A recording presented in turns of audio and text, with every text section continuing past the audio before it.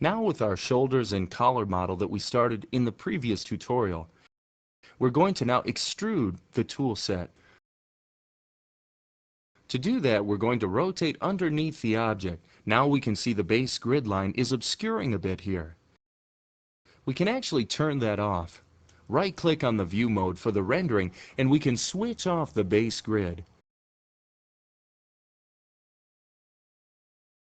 We don't really need that at the moment, and now we've got a clear view underneath the model. Select the bottom face of the model, and we're going to do another simple sweep on there. We're dragging it down again. Right-click on the Move tool. Because we're moving the single new face, Subdivision Surfaces is actually trying to melt the object to accommodate our control mesh here. And we're getting a very tapered feel.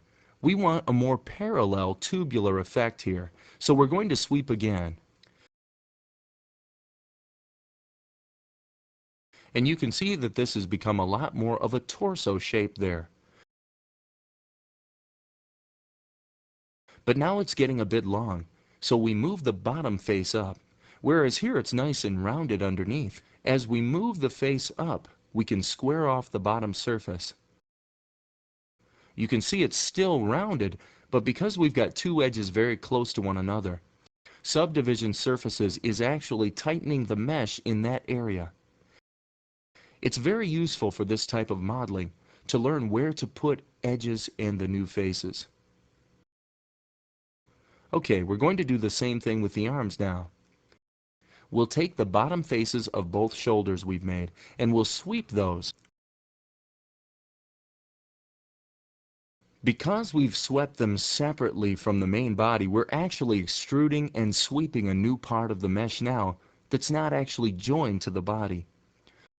We can move those down a bit simultaneously by right-clicking and dragging. We're going to scale them a little bit. Left and right click to scale the proportions. Another sweep. Then scale up a little bit for the elbow joints. Another sweep.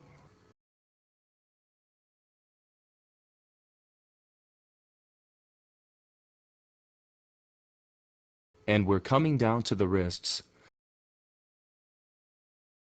Move those again with a right click and drag. And we're dragging them both out while they remain parallel to the model.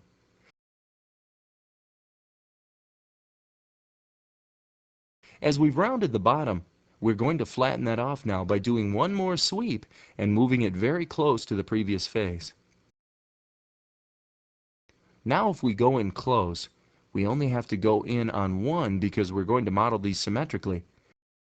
And we've still got both selected. I'm going to start the negative effect to make a sleeve. So again, I did another sweep and scale, the same as we did with the collar. A couple sweeps and reduce it, then pull it up inside. Then another sweep and pull that up inside. Just go around again and we've got a nice rounded edge to the bottom of the cuff here.